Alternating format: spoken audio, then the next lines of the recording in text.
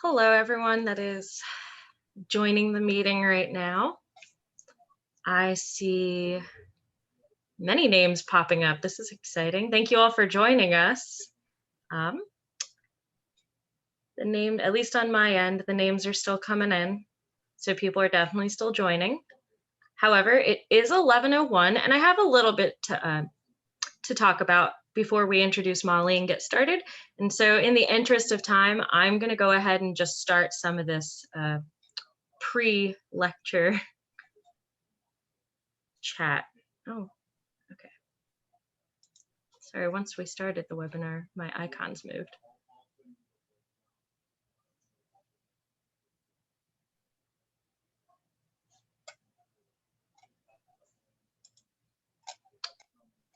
Oh, for whatever reason, the slides I want to share are not showing up now, even though we did test it just about a minute ago.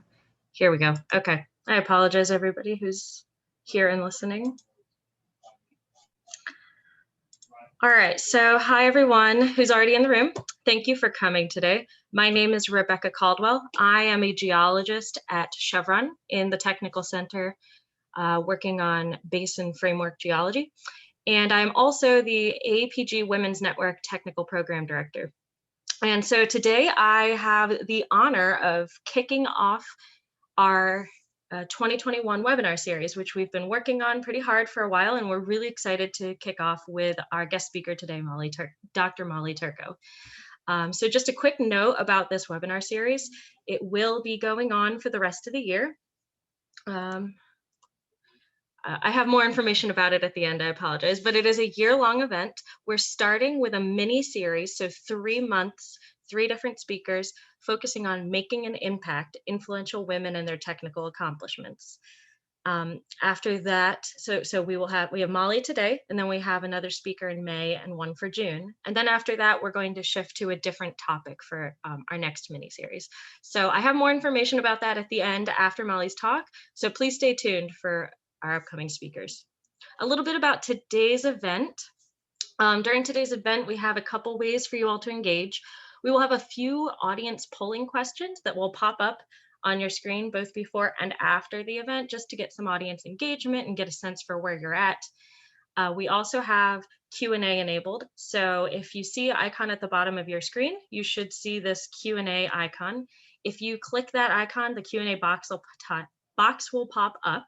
You can type questions in the box. You can make them anonymous if you click a little box that says anonymous.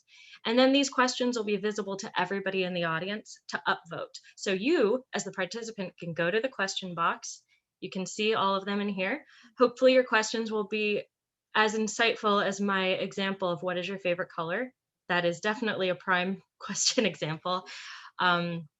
No, in all honesty, though, please do feel free to drop in questions regarding the technical aspects of the talk. And also, if you're interested in learning more about Molly's career, you could maybe talk about that. And then to upvote somebody's question that you might be interested in, you can click this little thumbs up button and it'll upvote the question. Also, after the talk, we really encourage you to raise your hand if you want to go ahead and we will allow you to be unmuted and you can ask your question to Molly directly. So we'd really like to see some audience engagement. All right, we are going to start off with our first polling question. So you should see a little poll box pop up in front of your screen. Are you a member of the AAPG Women's Network? You can go ahead and click yes, no, but you're interested in joining, or no, and I'm still in the process of deciding if I'd like to join. And hopefully we can convince you that you want to join. And if you are interested in joining while you're filling that out, I grabbed a picture of our website here and also dropped the link. So go ahead and go there and click the Join AAPG Women's Network orange box, which it's just right here, and then you should be able to join. All right, I'm happy to see that 62% of you are participants. Yay. And hopefully there are 8 others that are, hopefully I'm going to convince to join. We love our large membership network. So thank you for all of that. I'm going to now move on to today's specific event, which is, again, Dr. Molly Turko will be speaking. She's going to be talking about the impact of the Wichita Uplift on the Anadarko Basin and discussing how understanding structural complexity helps mitigate operational risk. Yes, I see in the chat a request to put the link in the chat box. I will definitely follow up with that once we get started. Thank you for that suggestion, Stefano. Before Molly gets started, we're going to do one other polling question. And so this should be popping up in front of you now. So we're interested in learning more about to what extent you and or your team currently incorporate structural geology into your current work or studies. So there's a couple options here. You know, it's hard to encompass the full breadth of how much you might use structural geology within a couple multiple choice questions, but we just wanted to get a sense for where you all stand with structural geology in your current workflow. Thank you, Rochelle. Rochelle has dropped the AAPG Women's Network link in the chat, just so you all know. You can go ahead and click that. All right, some answers are still coming in, but I'm happy to see nobody chose what's structural geology. So at least we all got a base point here, and that's great. We seem to have a lot of people that work pretty often with structural geology. So about 50% of you seem to use it all the time. Great. So the other 50% of us are excited to become closer to an expert. So Molly, I'm going to pass it off to you. So you can go ahead and start sharing your screen, I think. Okay, let me give it a try.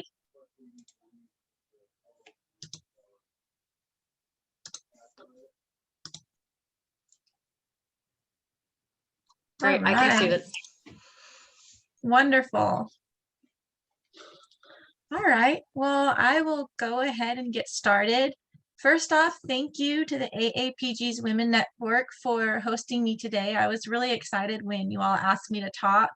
I've done a lot of work on the Wichita Uplift in the Anadarko Basin, so I'm really excited to share some of the knowledge on that basin, which I feel like can really be applied to other foreland basins elsewhere.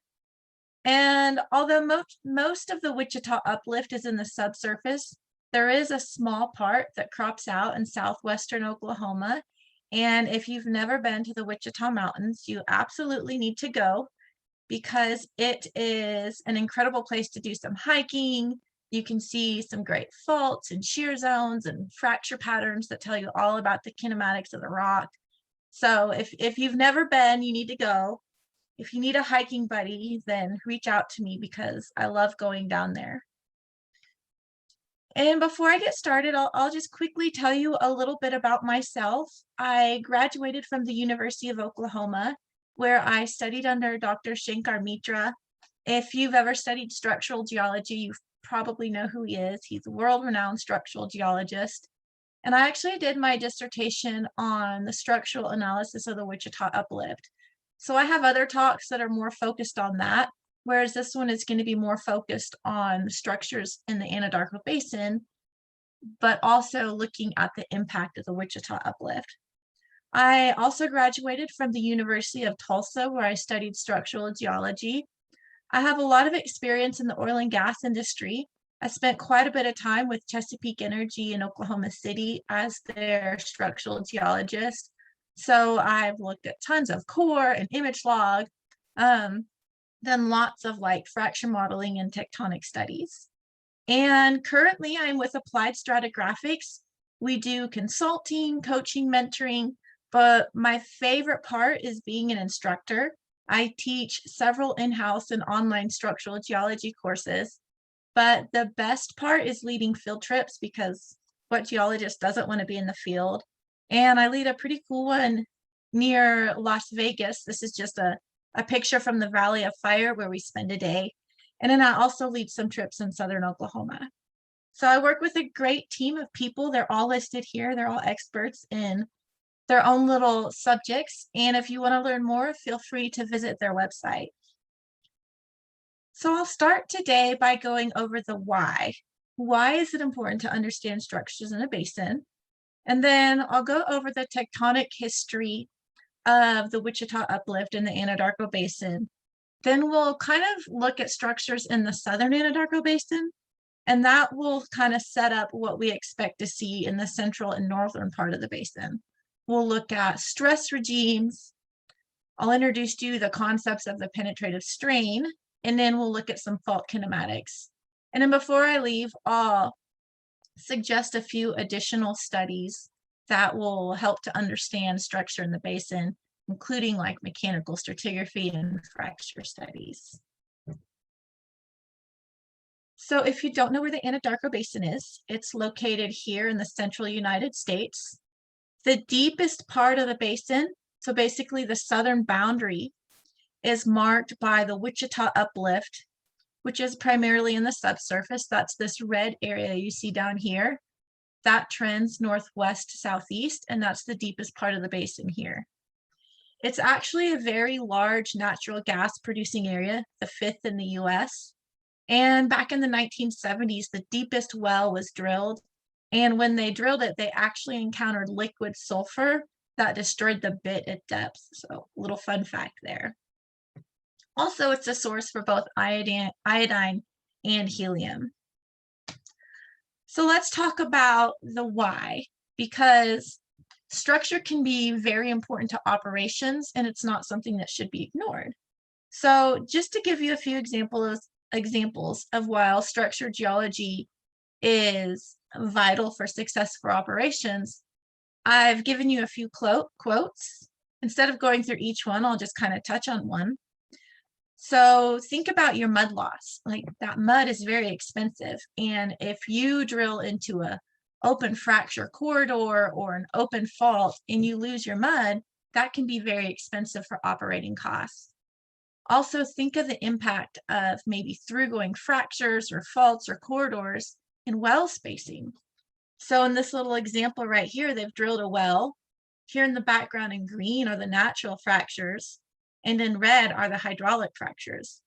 Well, in this case, whenever they hit this natural fracture, that hydraulic fracture props that away up to 2,000 feet from the wellbore.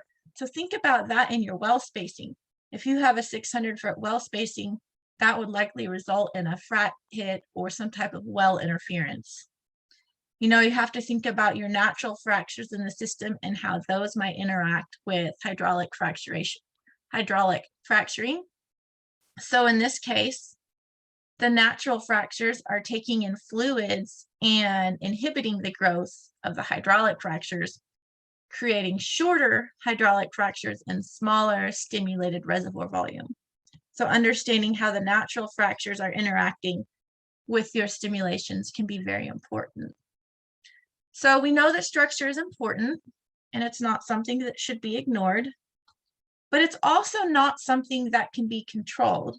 However, I do believe it can be predicted, mostly with some skill, maybe if you have a really great structural geologist on your team. But you really have to ask the question, we know it heavily impacts operations and development, but to what degree? So in order to answer that question, we need to look at the spatial variations in structure versus drilling and completion and production. You really need to look at the kinematics in the origin of the structures in the basin. Are they strike slip faults? Are they normal faults? Because each can behave differently in the subsurface. And it's also really important to consider the mechanical stratigraphy and where they occur. Are they occurring in more brittle rock or more ductile rock? So understanding these relationships can aid in predicting the structures while mitigating and preparing for the associated risks. So what are the structures in the Anadarko Basin? Well, here in the Anadarko Basin, we pretty much have it all. We have strike slip faults, normal faults, reverse faults. We even have bed-bound fractures and through-going fracture corridors. But really understanding the kinematics and origin of those will help mitigate the associated operational or development risks. So kinematics, that's a word that I'm probably going to throw out a lot. It's a pretty common word in structural geology, but basically when we use the word kinematics for structural geology, it is the description of the path that the rock took during deformation. So if we take our little T-Rex guy down here, we can rotate him, we can dilate him, we can shear him, distortion, or we can put a fault through him, translation. But understanding these paths can be really helpful. So understanding the kinematics is going to be vital for understanding the rock mechanics, the relationships to stress, as well as the tectonic history. So speaking of tectonic history, let's look at the Anadarko Basin.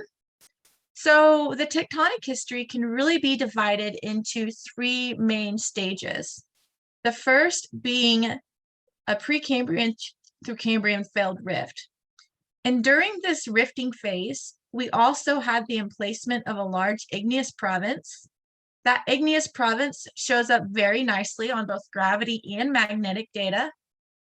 So this white dashed line is the approximate location of where we had that failed rift, and you can see in bright pink where we had the emplacement of those igneous rocks.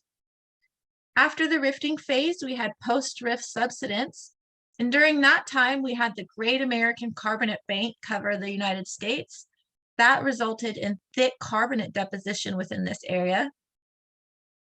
And then the next big thing to shape the region was the Pennsylvania Neurogeny, where we had the structural inversion of the rift. This initiated in the late Mississippian, and it also resulted in controversial structural styles that range from simple compression, strike slip, or even transpression has been proposed. So many geologists have argued over the structure of this region for nearly a century. So let's talk a little bit more about the Pennsylvania Neurogeny because that's going to be pretty important. So just to get you oriented here on this Blakey paleogeography map, we have Oklahoma here outlined in black. We have the Wichita Mountains, or the Wichita Uplift per se, that marks the southern boundary of the Anadarko Basin. During this time, we also had the uplift of the ancestral Rocky Mountains. Now, traditional studies have basically described the Pennsylvania Neurogeny as the collision of North America with Africa/South America. However, much of the deformation along that front is actually considered to be thin skin. So more recent studies have proposed that interactions along the Nevada, the Sonora, and the Ouachita margins actually resulted in these uplifts, and that it was these intraplate tectonic interactions that resulted in northeast directed contraction versus this guy over here, which would suggest northwest directed contraction. So based on my own previous studies, I tend to agree with this observation here, the northeast directed contraction. So let's take a quick look at what some of those studies included. I've done quite a bit of work looking at the Wichita uplift and structures in the Anadarko Basin using seismic data, well data, gravity and magnetic data, as well as the surface geology. And all of this data was used to develop a tectonic model, which I'll go over in a couple slides. And if you're interested in learning more, feel free to contact me, and I would be more than happy to send you a few of the publications we've put out. So the study area is within this red rectangle here, and that covers much of the Wichita uplift in the subsurface, as well as the southern part of the Anadarko Basin. So this is a structure map at the Arbuckle level showing the Wichita uplift, and where you see that white area, that's where the Arbuckle has simply been eroded. And this is also showing some of our regional cross sections. And we also did some more detailed studies here in the Southeast Anadarko Basin as well. Much of the work was done with my advisors, Dr. Shankar Mitra and Dr. Brian Tapp. And basically what we concluded was that the pre-existing faults from the rifting phase were either reactivated or controlled the location and orientation of Pennsylvanian structures. We proposed that during the early to mid-Pennsylvanian, that contractional deformation occurred on both northwest-southeast structures as well as the east-west oriented structures.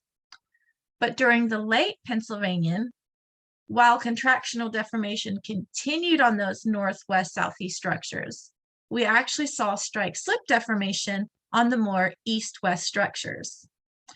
Well, transpressional models have shown us that the style of deformation is determined by the angle of convergence, where the angle of convergence is the angle between a pre-existing structure and the orientation of your maximum horizontal stress. Where you have a higher angle of convergence, you tend to get more thrust faulting. Where you have a lower angle of convergence, you tend to get more strike-slip faulting. So these models were used to conclude that the maximum horizontal stress was oriented northeast, southwest during the early to middle Pennsylvanian. That allowed for primarily contractional deformation on both the northwest, southeast structures, as well as the east-west structures. But by the late Pennsylvanian, by the Virgilian, we proposed that maximum horizontal stress rotated to become a little bit more east-northeast. This allowed for contractional deformation to continue on the northwest-southeast structures, whereas the more east-west structures underwent a component of strike-slip faulting. So let's take a look at some of these structures. These top three panels are all northwest-southeast structures, and you're looking at the Carter Knox, the Chickasha, and the Cruise structures. And we've basically classified these as faulted detachment folds. And those faulted detachment folds occur within the Pennsylvanian section, whereas the deeper section, we simply refer to those as fault-related folds. These faulted detachment folds occur from a pretty regional detachment near the base of a thick spring or shale that sits in here. And then the units above here consist of primarily thin bedded clastics. The deeper units are all pre-Pennsylvanian. Those consist primarily of thick bedded carbonates. So because you have the thick bedded carbonates, your fault-related folds don't have, they're not as strongly deformed as the shallow folds where you have those thin bedded clastics. And in several of these cross sections, there's more than just these here. We see some of those basement rooted faults, which we felt like were either reactivated or controlled the location of some of these shallower structures here. And here, these bottom three panels are all east-west structures. We have the cement field, which is also commonly associated with the cement fault as it continues to the east of the field. And we also have the relatively famous Wichita Valley Fault, as well as the Doyle structure, the Doyle field here. So in the early parts of the Pennsylvanian, where you see the earlier Pennsylvanian units, those are all folded. It's very similar to the Carter Knox per se. We see a faulted detachment fold, and that overlies a deeper fault-related fold. Now, because this is an east-west structure, and there's likely a deeper rift-related normal fault down there, we felt like this deeper basement-rooted fault here became reactivated with a sense of strike-slip during the late parts of the Pennsylvanian. As this deeper fault became reactivated with a sense of strike-slip, that allowed for this fault to propagate up through this structure and allowed for a graben to cut the crest of this anticline. Now, when you look at the syn depositional growth units, what we see filling this graben is Virgilian age sediments. Well, Virgilian is the very late part of the Pennsylvanian. So what we propose is that much of that strike-slip deformation resulting in this graben that occurred during the Virgilian. And this yellow dashed line that you see in these cross sections, that's an unconformity at the base of the Permian. So this is a cross section just to the east of this one. However, here we're actually outside of the folded structure. So that kind of gives a better perspective of what that deeper basement-rooted fault is doing once it becomes reactivated. And once again, all of the stratigraphy across here is relatively uniform, except when we look below the Permian unconformity, we see this graben cutting this structure, and the syn depositional growth is Virgilian in age, once again indicating the late timing of that strike slip movement. This cross section here is my favorite cross section in all of the Anadarko Basin. So let's just take a quick look. And I feel like this cross section, it's the one I started with. It gave me the biggest headaches. It made me pull out my hair. And it's also the cross section that I ended with. And it pretty much tells the whole story. So this is the one that crosses the Wichita Valley Fault, as shown up in here. So what we see is within the early Pennsylvanian stratigraphy, we see pretty intense folding along this east-west oriented structure. That folding likely originated from a detachment somewhere near the base of the Arbuckle. Now, once we get into the middle Pennsylvanian stratigraphy, so the Des Moinesian, we still see folding, but not quite as steep, not quite as intense.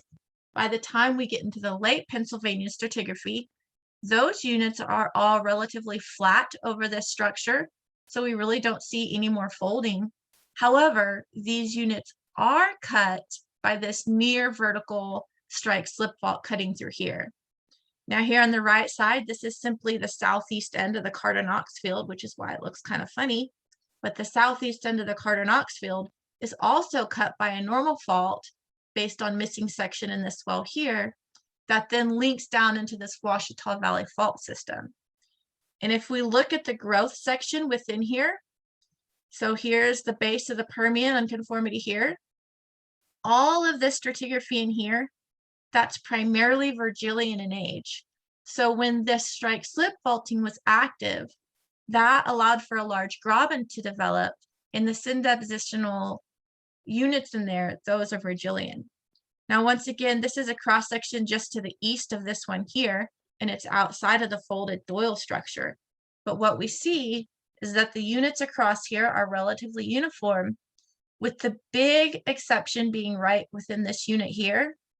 That big, thick growth unit, that's Virgilian in age. So once again, we have that strike slip movement occurring during the very late parts of the Pennsylvanian.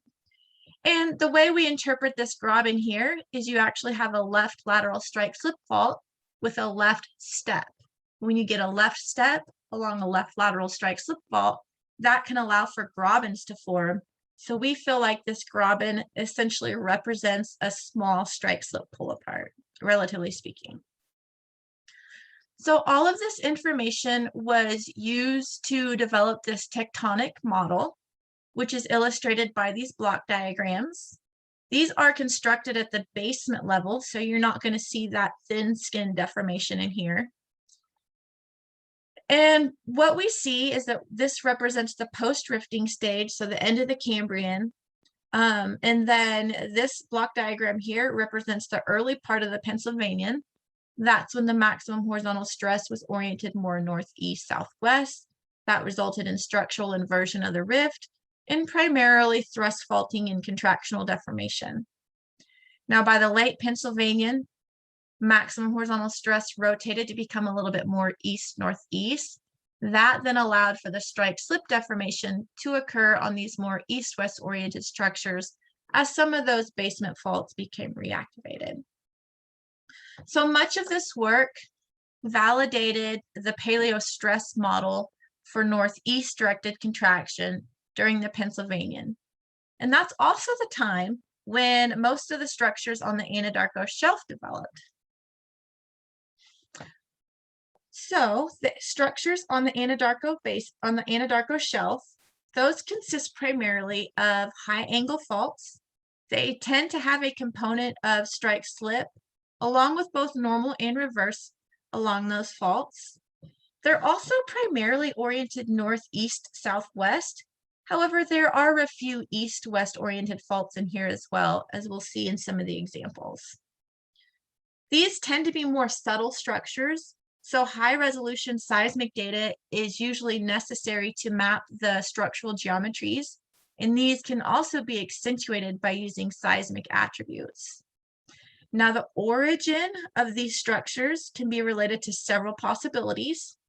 The most likely case is that they're related to Pennsylvanian tectonics.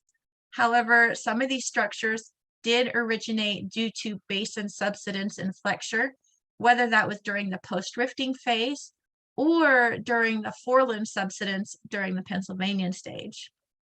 We also have some really old structures in the basin that originated during the Proterozoic and even through pre-Pennsylvanian tectonics. Examples would include the Mid-Continent Rift, even the Taconic or Acadian orogenies on the East Coast. But the biggest thing for any of these structures, whether they are Pennsylvanian in age or older, is that any of these could have been reactivated. And if you think back to that transpression model, and we think about how things become reactivated, it's important to keep that in mind when considering your paleo stress directions and then the type of structure that you might get. So let's take a look at a regional cross-section over the Anadarko Basin. So the Anadarko Basin acts as a foreland basin to the Wichita Uplift. The shelf area is commonly called the Anadarko Shelf, but the shelf area consists of the shallower part of the basin, which is primarily north of the fold and thrust structures that we just looked at. So this is a typical cross-section over the Anadarko Basin. There's various formats of it published in various papers and reports. And while it does a really nice job illustrating the stratigraphy of the basin, it kind of drives me nuts because I rarely see the vertical exaggeration posted on the cross-section. So I just want to make the point that when considering structure, it is so important to look at things at a one-to-one scale. Otherwise, the structure can be quite skewed. So these faults are shown at a very high angle, which may lead you to think that they are strikes of faults. But if we actually put these at a one-to-one scale, you can see that they are more traditional low-angle thrust faults, which makes sense because we see a lot of thrust faulting in the southern Anadarko Basin in those examples I just showed you. So in the next few slides, I want to discuss the importance of considering stress regimes, as shown here on the right. And I also want to introduce the concept of penetrative strain as well.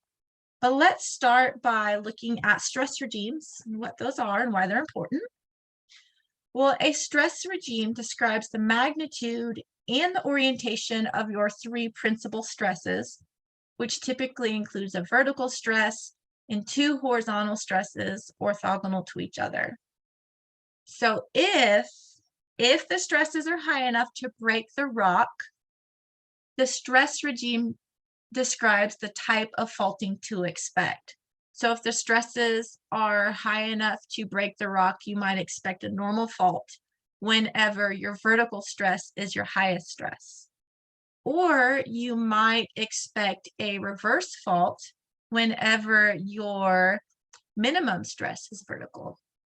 Or if it's your intermediate stress that's vertical, you might expect strikes of faulting. So these relationships are super helpful for determining paleo stress regimes. Or if you know your paleo stress regime and the orientation of that, then you can predict the orientation and type of structures to expect. So it can go both ways. And that can actually be really helpful for tectonic studies. And this was one of the reasonings behind the paleo stresses that we concluded in the work we did. So I want to talk about this concept of penetrative strain. So penetrative strain constitutes the proportion of the total shortening across an origin that is not accommodated by the development of macro scale structures such as fold and thrust faults. So if we are looking down on this in map view, and then we start to push horizontally on this little clay cake model that we're looking at, once we push horizontally on our little clay cake model, what we find is we end up with this thrust wedge. That's where we pretty much have our fold and thrust fault deformation. So thinking back in terms of stress regime, that would definitely represent our reverse faulting regime. And if we start to look at the reverse faulting regime in a cross-section view, we can clearly see where we have our thrust faulting in here. Now there's a region out in front of the fold and thrust faulting where our little strain ellipses are ever so slightly deformed. So that suggests that they encountered strong contraction, but it wasn't quite high enough to create that vertical uplift, those thrusting or those folding. So in this region, we would essentially expect strike slip deformation. So if we think about that region here, we think this is our area where we would expect strike slip faulting. That region is going to sit somewhere out in front of the foreland in the foreland basin here. Now, eventually you get far enough away from this thrust front where if you look at these strain ellipses, you're not going to see any deformation. That would essentially represent going back to our normal faulting regime where our vertical stress is the highest, which is what you would expect without any kind of tectonics interacting with that. So eventually you get into a region here where you have normal faulting. And if you just look at the colors of this cross section here, where you have the blue, that's where you encounter more contraction, looking at your volumetric strain.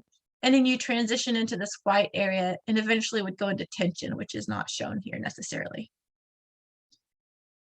So the area where we would expect that strike slip deformation is going to be somewhere out here in the basin. But before we start to look at some of the structures in the Anadarko Basin, let's do a quick refresher on strike slip kinematics. So I'll start by showing you a classic clay cake model by Wilcox, Harding, and Sealing. And beneath their model is a strike slip fault with left lateral displacement.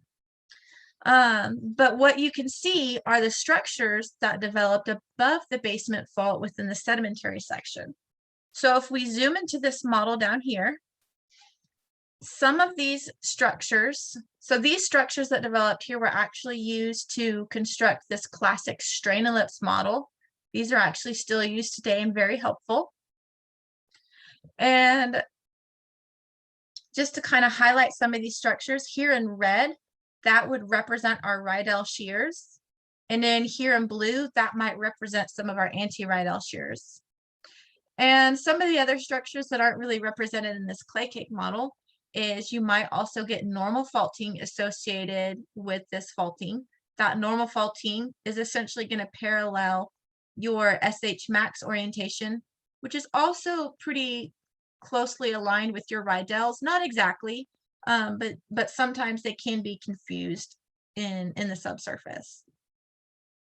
Anything perpendicular to your SH max might result in reverse faulting as well. So the structure on the right shows additional structures that you can get along strike slip faults. One important feature to point out are these horsetail splays. So these are very similar to your Rydell shears. They occur at about that same angle, and they tend to have normal faulting associated with those as you kind of get this little tensional quadrant along a strike slip fault. And then depending on if your fault steps to the left or if it steps to the right, per se, you can also get restraining bends and contractional bends. So sometimes when we see strike slip faults in the subsurface, we might be going along that fault and we see an area where we have small amounts of normal faulting. And if we continue on, we see a little bit of reverse faulting. Those could simply be related to bends in your fault or small steps in your fault. And as we saw in that Wichita Valley fault cross section, we had a relatively larger step, which resulted in a relatively larger pull apart graben. So let's see if we can find some of these structures in the Anadarko Basin and what they are telling us about the kinematics. So this is a nice study that was done here in the central part of the Anadarko Basin. You can see here in their 3D survey where they've constructed a little structure map. And you can see where they've shaded some of these structures. They tend to be oriented northeast, southwest. Here is a little bit more of a north-south through going strike slip zone. You can even start to see some of these little Rydell shears coming off here. If this is near the tip of that fault, you might be starting to see one of those horsetail splays. And if you look at a cross section over this fault, one of the key kinematic indicators that this is likely strike slip is that these faults tend to be very vertical. Now, I mentioned vertical exaggeration. So when you're looking at structure, always make sure you try to at least look at it once at a 1-to-1 scale, because that will really tell you, is your fault truly vertical, or are you simply looking at a normal fault that's just been really stretched out? So always look at a 1-to-1 scale if possible. I don't think they listed the vertical exaggeration on here, but even if we did squish this down to a 1-to-1 scale, just looking at this, it would still be relatively vertical. They also did their really own nice clay cake model in this study. So here in green, you can see some of these little Rydell splays coming off here. And then they associated that with some attributes, the coherence attributes that they ran on their 3D seismic survey. And then over here, you can see a nice one where they added some color to that using dip azimuth. And here you see that north-south oriented fault. And once again, you see those little splays coming off that. And if we go to our little strain ellipse diagram and we orient our master fault, if we orient that to match this one, now we can start to use this little strain ellipse to predict some of the secondary structures that are occurring. So this would suggest that this fault is likely going to be right lateral strike slip using this model.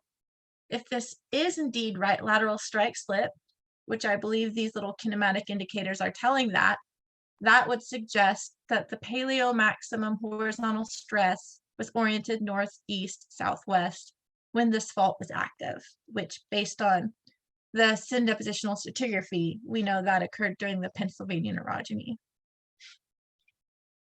Another example is just here a little bit farther to the east. This is very close to the Nemo fault system. And once again, we see our pretty much north-south oriented fault system, but then we also see these little northeast oriented structures coming away from that. And if we just kind of jump to their maps where they did these seismic attributes, we really can kind of start to see those patterns and those geometries in these maps.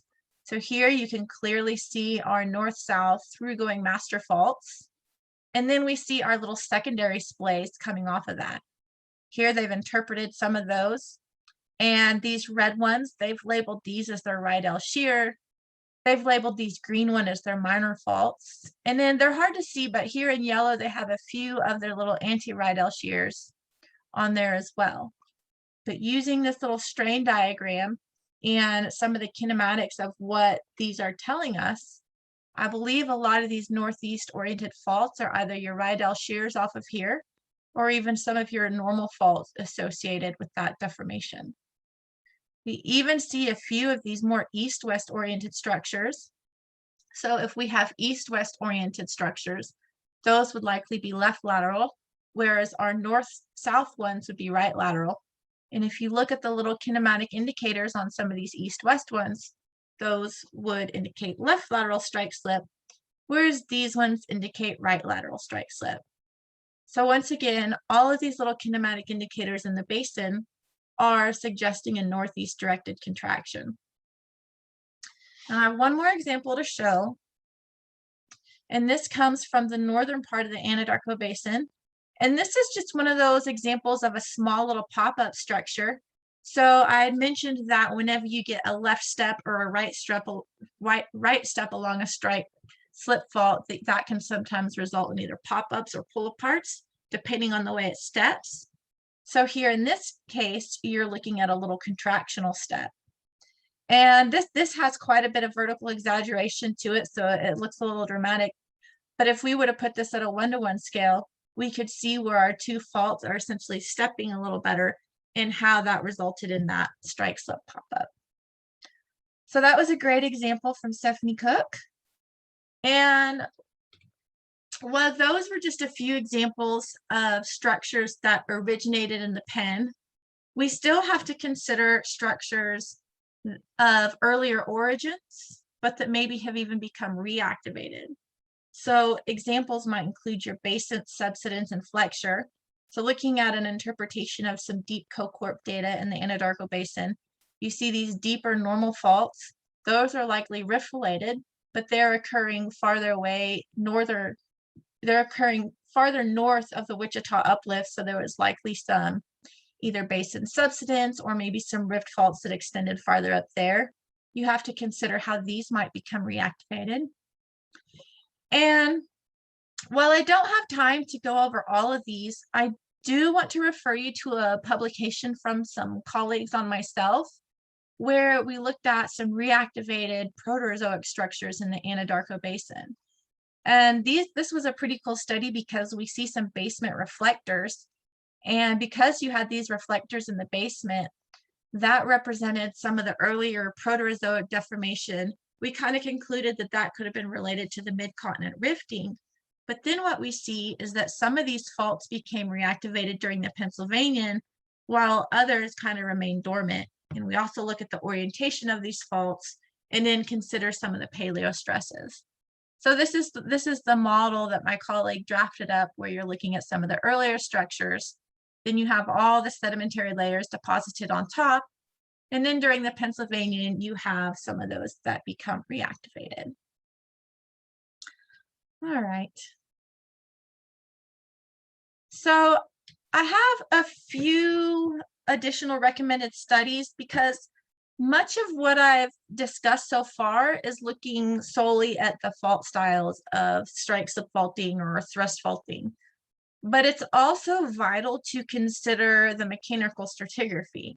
So the mechanical stratigraphy represents the mechanical properties of the rock, the thickness of those layers, and also the frictional properties at the boundaries.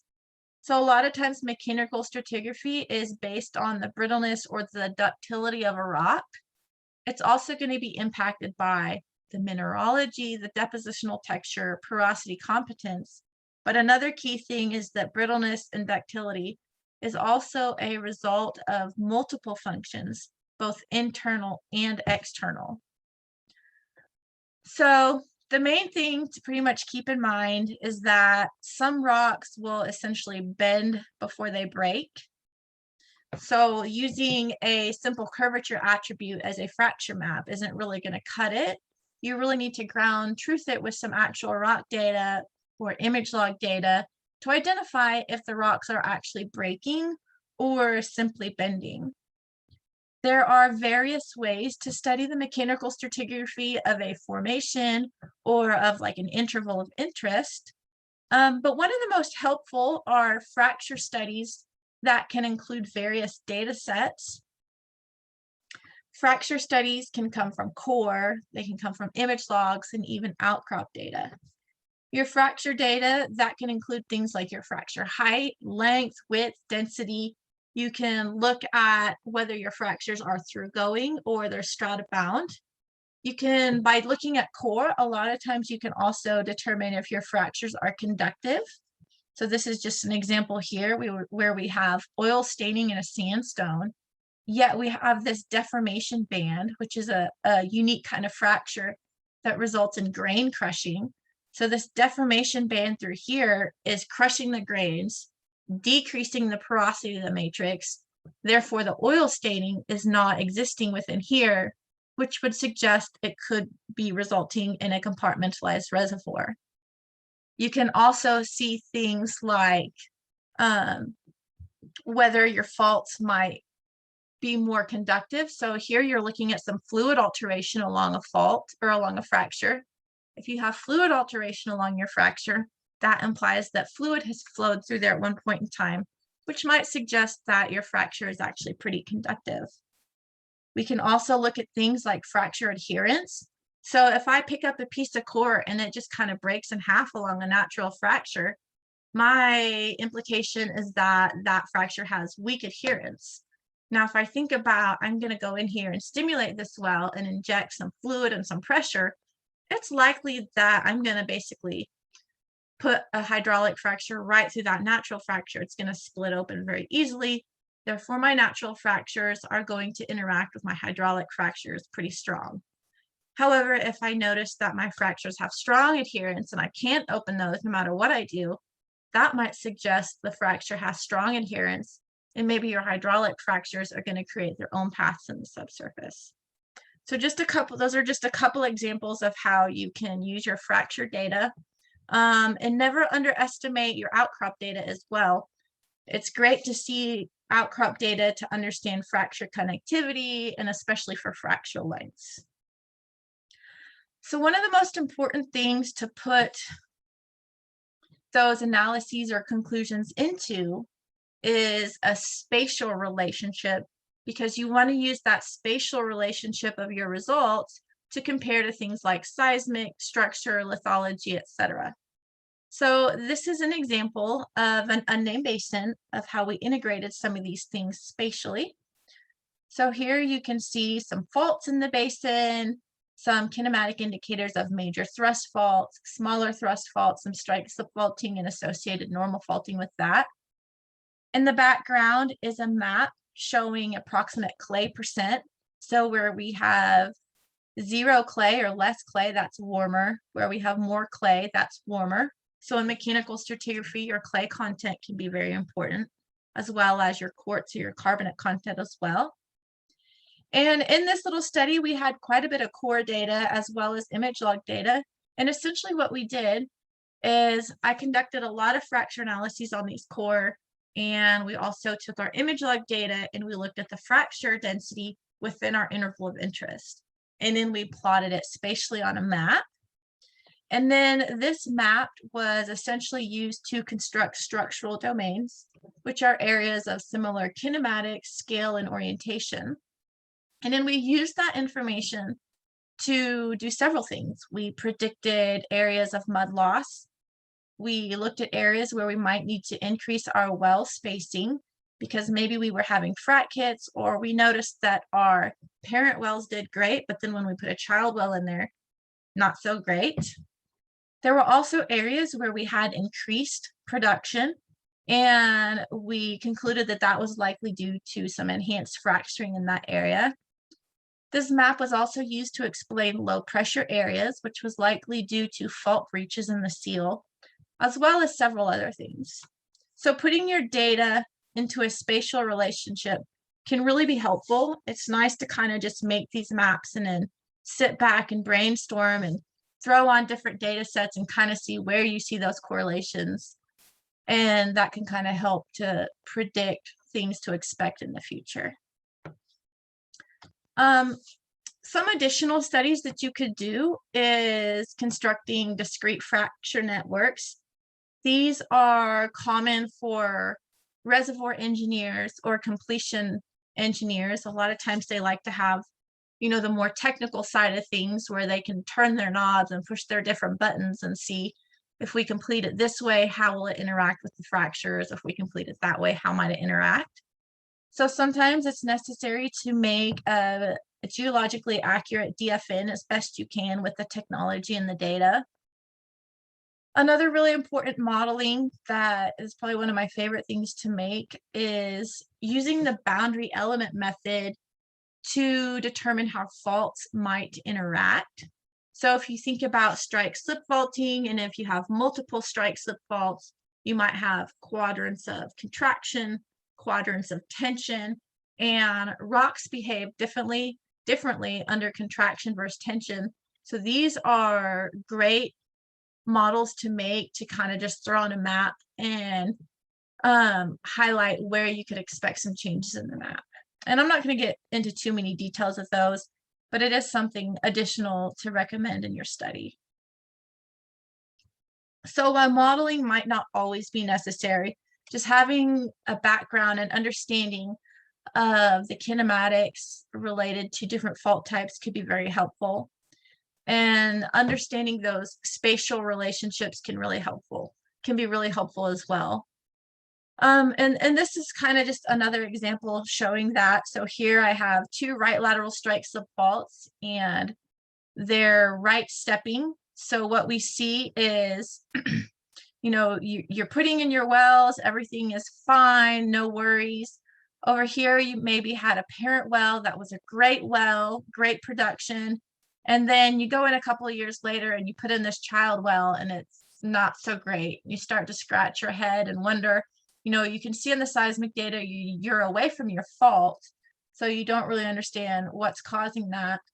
Well, one of the kinematic indicators was strike slip faults tend to have those horsetail splays, and those horsetail splays tend to occur in this little tensional quadrant. So it's possible these wells are a little bit too close together, and that resulted in some interference between these wells. Another example is here where we have that right step, we have this little tensional quadrant, and because it's a tensional quadrant, in theory, you might expect more fracturing, more tensional fracturing, and those fractures might be open in theory. So if you drilled a well in here and you experience that mud loss, you might be scratching your head and trying to think, well, I'm not drilling on the fault. Why am I getting so much mud loss here? And that could simply be due to some of those sub-seismic kinematic indicators as well. And then, like I said, rocks behave differently under tension versus contraction. So if your wells produce differently in a compressional quadrant versus a tensional quadrant, that could be an indicator as well. But understanding these relationships can aid in predicting the structures while mitigating and preparing for the associated risks. So, to summarize, structure can play a huge role impacting operations and development. It can impact both positively and negatively. And in order to understand the impact, proper studies must be determined or must be conducted to determine your spatial variations in structure versus your drilling, completion, and production data. You really want to make sure you understand the kinematics and the origin of those structures. Are you looking at strike slip faults, normal faults, etc.? And also consider the mechanical stratigraphy. Remember that some rocks bend before they break, so it's really important to understand if you're actually going to get fracturing over that curve or not. Some additional things that I really didn't discuss in this talk, but are related to structural geology and can also cause risk, are your seal breaches or leaky faults. We can also think about things like reservoir compartmentalization. Although we talked a lot about fractures being open or fracture zones being open, you can also have fracture zones or fault zones that are closed, which can cause compartmentalization. Also, considerations are geohazards such as fault reactivation. We've had our fair share of that here in Oklahoma with earthquakes in the past. But really, tectonic studies are going to be vital to understanding and characterizing the structures in the basin. So in a nutshell, the Anadarko originated basically with a failed rift that was followed by your thermal subsidence. And then during the Pennsylvania Neurogeny and the Wichita Uplift, that resulted in those fold thrust structures in the Anadarko Basin, whereas that penetrative strain in front of that foreland allowed for strike slip faulting in the more central and northern parts of the basin. So hopefully you were able to learn a little bit today and understand how structural complexity can mitigate operational risks. And with that, I want to give a big thank you to AAPG Women's Network and open it for questions.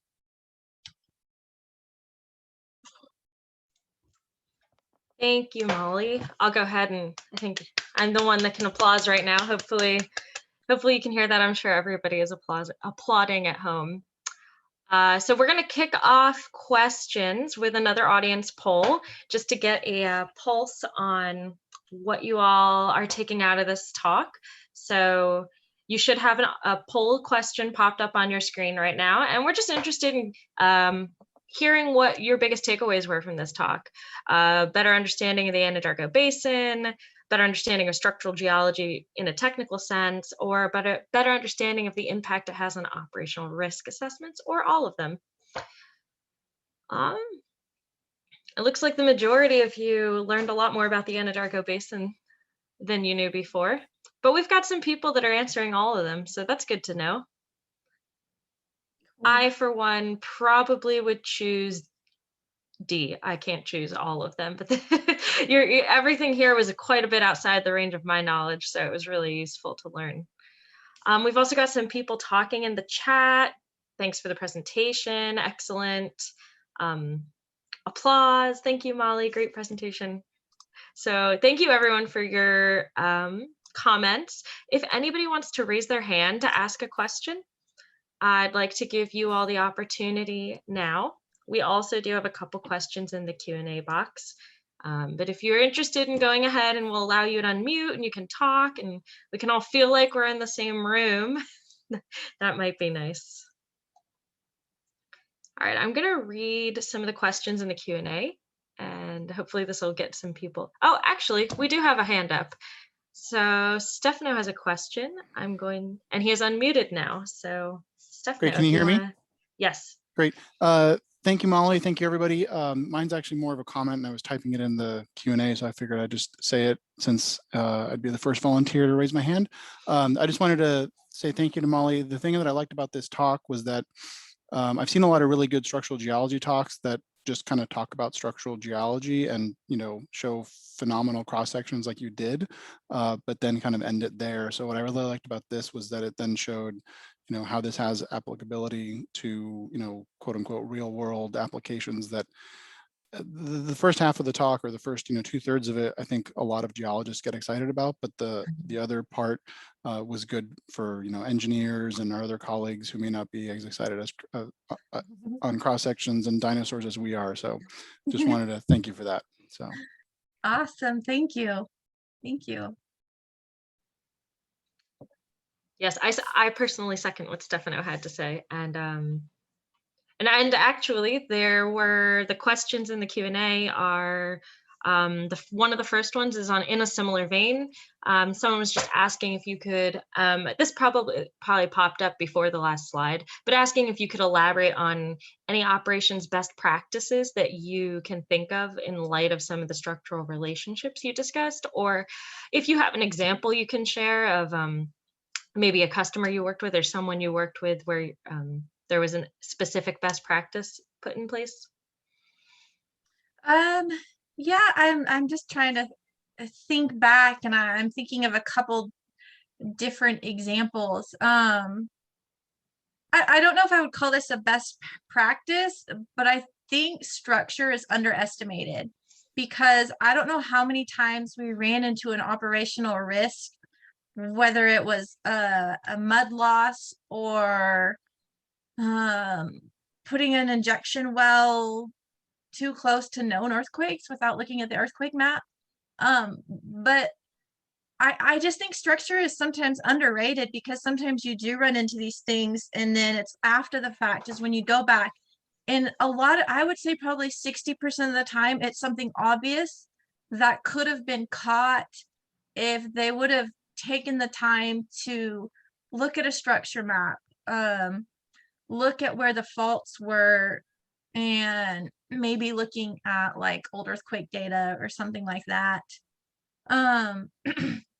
So definitely just because you've drilled 3 great wells, on the 4th one, don't ignore your structure would be a good example.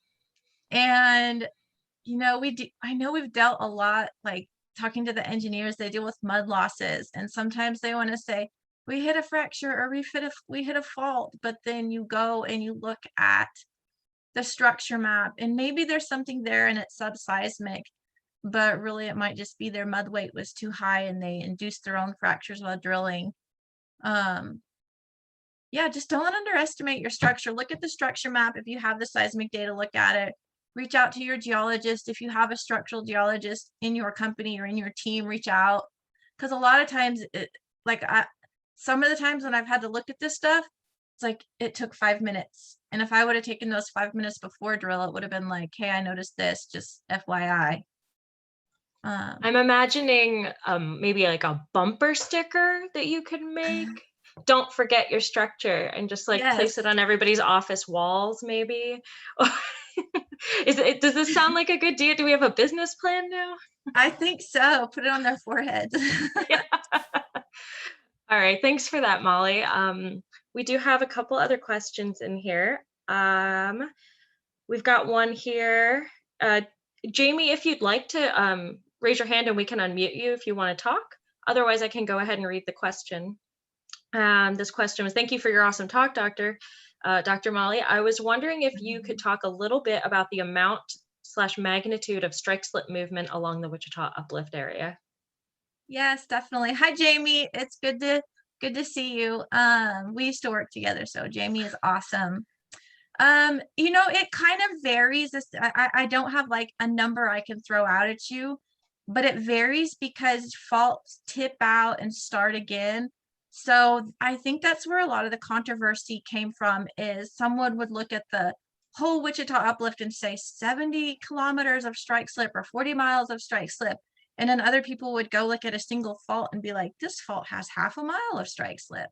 But I know when I did my study on the Ouachita Valley Fault, on the segment through the southeast Anadarko Basin, we estimated anywhere between like 8 to 11 miles of left lateral strike slip, but that was looking at only the Virgilian section. Now, the Virgilian is the time when we had that strike slip movement where we created those grabens. It's possible you had some strike slip movement earlier in the system as that stress slowly rotated, but we just don't have the well data and like the quantity of it to go down to really pinpoint that. We're lacking piercing points for those deeper levels. So we can really only speak to the shallower levels. So when you're looking at strike slip, you have to also consider your syn stratigraphy. If that fault was moving and you're looking at those sediments being deposited while it was moving, yeah, your offset's going to change, because as things get deposited later and later, it's less and less offset. But there is a great old PhD thesis by McConnell. It's at OU. I had his book in my office for about 2 years. But I know you can get that, and he put some numbers out there on the actual Wichita front. And then I'm happy to send you references on the Ouachita Valley Fault that range from half a mile to 40 miles. But it's a good question. It's just difficult to say a single value because structure is complex. That's what keeps all of us employed, not having not having an easy answer. Now, that also makes some of the most interesting science, right? If it's not straightforward, it wouldn't be as interesting. All right, we have another question from Elena. Again, if you'd like, Jamie's mic was not available, but Elena, if you'd like to raise your hand and talk, you can. But I will go ahead and read your question. Oh, no, yes, Elena raised her hand. Awesome. Hi, Wally. Hi. Thank you very much for amazing presentation. You were talking about the stress regime changes laterally across the Anadarko Basin. Do you have any indications whether there were like changes in stress regime with depth? It's a good question. I feel like in order to truly answer that, I would maybe want to get some really deep image log data and fracture orientation information and kind of study that at depth. A lot of the reasoning behind our suggested stress rotation was simply based on that transpressional model where we see a change in the structural styles, and we saw one style within Pennsylvanian and like early Pennsylvanian and deeper. But then once we got our late Pennsylvanian sediments there, those didn't experience that same structural style. It was a different one. So that led us to believe there was a rotation. I think one of the biggest questions is, was the rotation and stress regional? Was it truly related to those plate interactions at those boundaries? Was it regional? Or was it simply based on the evolution of the Wichita uplift and you're just looking at a large perturbed stress field related to that Wichita block being essentially structurally inverted and then adjusting through time? I would love to like have some great deep seismic data. That there's somebody I was talking to, but I think I would just need a little bit more data, maybe more detailed data like the image log, and then also going back and trying to see what we see in the seismic data. Again, just doing some more studies. Okay, thank you very much. You're welcome. All right, we have a very important question in the chat from Stefano. for those who maybe don't have the chat, in the Q&A pulled up, how do you tell the difference between the Ouachita, and Wichita? Because I personally have been a little lost, at least in terms of, the words. Yeah, there's a learning curve.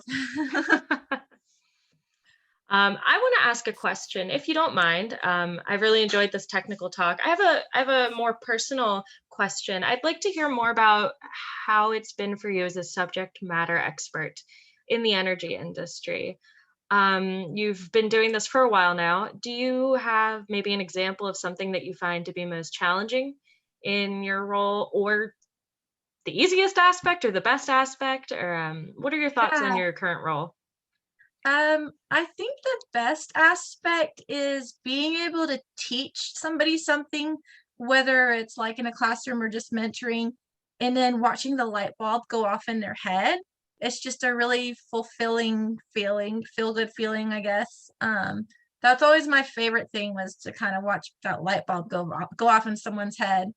Something challenging, I would say, when I was working for a corporation, it's when you're like an SME and you're in a technical group, you're not always part of like the business unit groups. You're not part of their small little teams where they're with each other every day. They have team meetings, but you look over there and you see maybe their maps of their cross sections, and you're like, I see something wrong, or maybe this could be adjusted or that.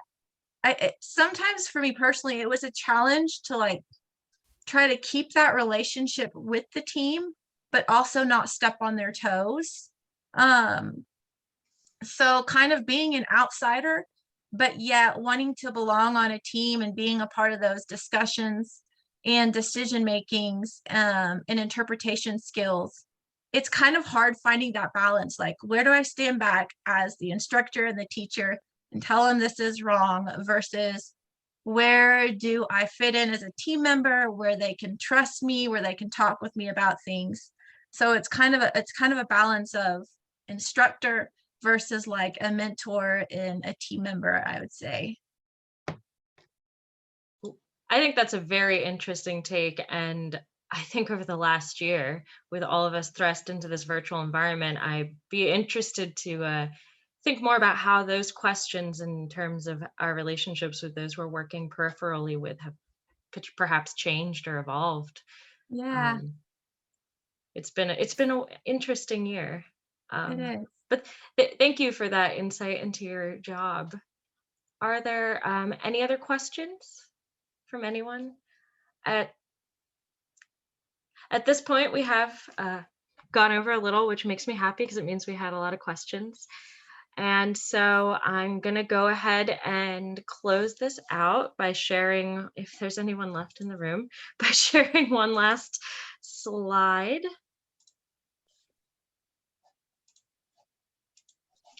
Just to get you all excited about our upcoming events. So, all right, so if you all are still there, those are remaining.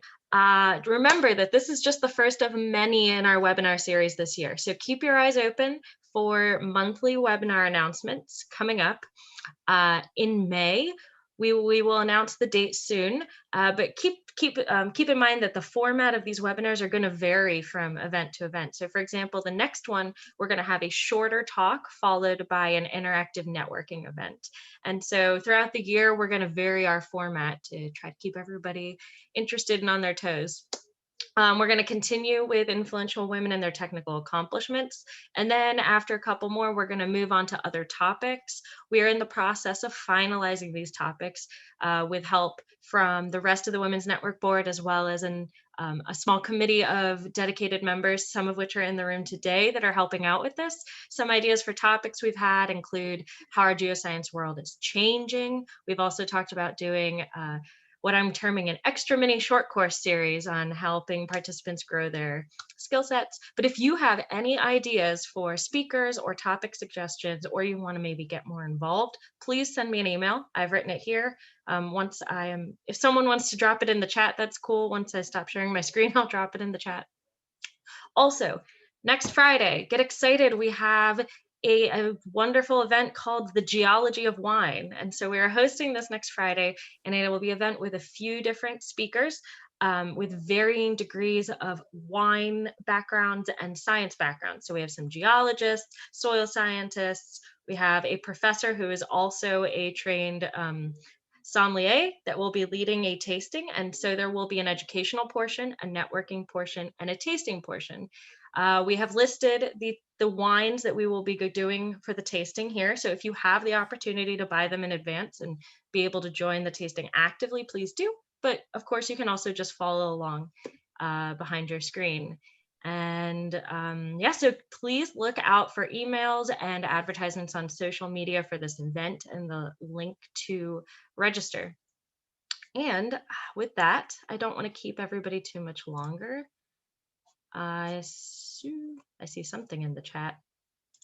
It's hard when I'm sharing my screen, I can't see the chat. Oh, okay, Stefano dropped my email address. Thank you, Stefano. So yes, feel free to send me an email if you have suggestions and any other questions. With that, I think I'm gonna go ahead and close this out.